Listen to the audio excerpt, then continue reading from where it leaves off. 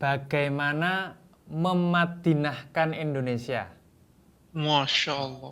Ini lanjutannya ya. Padahal Madinah memang ada dalil-dalil yang memuliakannya. Sementara kan dalil menjadikan Indonesia semulia Madinah kan mungkin tidak ada dalil yang secara harus begini ya.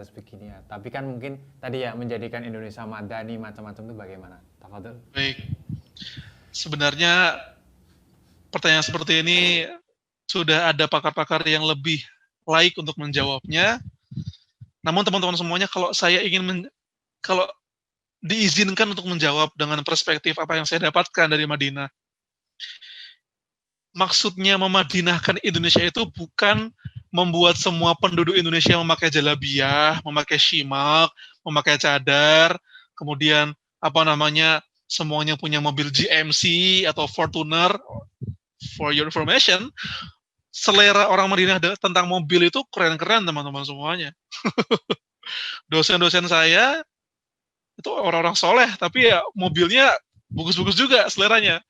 Karena emang Rasulullah Muhammad SAW juga mengajarkan selera Rasul tentang kendaraan juga bagus sekali kan. Untanya beliau, Al-Quswa, kemudian keledai beliau, Duldul, itu kan bagus-bagus semua.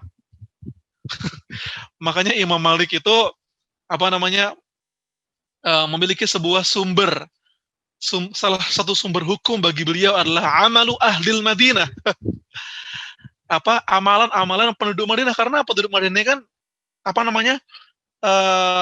ghaliban, selamat dari fitnah.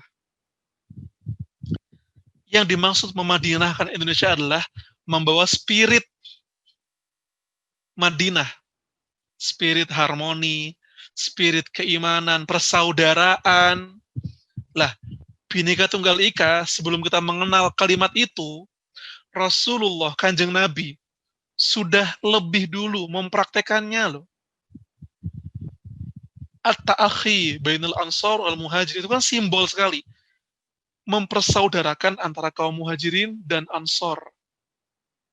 Itu simbol banget. Rasul baru nyampe ke Madinah, yang dibangun pertama kali apa? Masjid. Habis bangun masjid, langkah keduanya adalah mempersaudarakan. Jadi teman-teman semuanya, Indonesia itu tuh butuh spirit Madinah. Kita sedang krisis persaudaraan. Kita berbineka, tapi tunggal ika kita ini sedang diuji. Solidaritas kita sedang diuji oleh keadaan ini. Maka teman-teman semuanya, ketika kamu mengira bahwa Madinah itu isinya orang yang seragam, orang yang sama, orang yang statis, orangnya semuanya gak ada yang beda, flat semua, kita salah berpikir. Madinah itu justru malah menjadi contoh bahwa perbedaan-perbedaan yang ada mampu disatukan oleh baginda Rasul SAW dalam bingkai al-ukhuwah al-islamiyah wal ukhuwah al-insaniyah. Ukhuwah Islam dan ukhuwah kemanusiaan. Karena penduduk Madinah, saya nanya, ada orang kafirnya nggak? Ada. Ada orang Nasrani, ada orang Yahudi. Makanya Piagam Madinah itu, kila waqal, ada guru kami yang bilang, Piagam Madinah itu dibuat dua. Piagam Madinah khusus untuk orang Muslim, dan Piagam Madinah sebagai wathaiq, kata dokumen perjanjian antara Rasul dan orang-orang yang non-Muslim. Sehingga ada perjanjian antara Bani Qainuqa, Nadir, Quraidah, ada Nasrani juga di situ, gitu loh.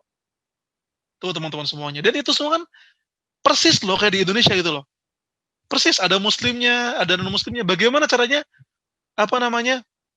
menciptakan itu al-jawu al-islami, lingkungan yang islami, lingkungan yang da'awi, lingkungan yang dakwah, dengan tetap menjaga semangat al-ukhuwah al-insaniyah, menjaga semangat kemanusiaan, saling menghargai, saling menghormati, bermuamalah itu dengan siapa saja, asalkan menggunakan protokol, menggunakan aturan yang ditetapkan oleh Allah dan Rasulnya, adil. Itu ada di Madinah. Jadi jangan kita salah kaprah memaknai memadinahkan Indonesia adalah membuat Indonesia tuh seperti pakai jalabia, dan bukan fisiknya tapi spiritnya, teman-teman semua. Wallahu a'lam bishawab. Caranya bagaimana? Pelajari sirah baginda Rasul sallallahu alaihi wasallam dengan saksama, dengan dalam.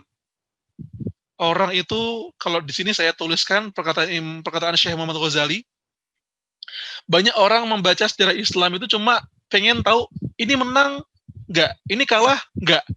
Padahal seharusnya kita belajar tuh syarat apa yang membuat kemenangan terjadi dan sebab apa yang membuat kekalahan terjadi. Madinah mengajarkan syarat-syarat kemenangan dan sebab-sebab kekalahan. Kenapa ada Uhud? Kenapa kalah di Uhud? Apa sebabnya? Kita pelajari. Makanya Madinah menjadi spirit buat kita untuk belajar bagaimana menciptakan Indonesia yang lebih baik di masa depan. Wallahu a'lam bishawab.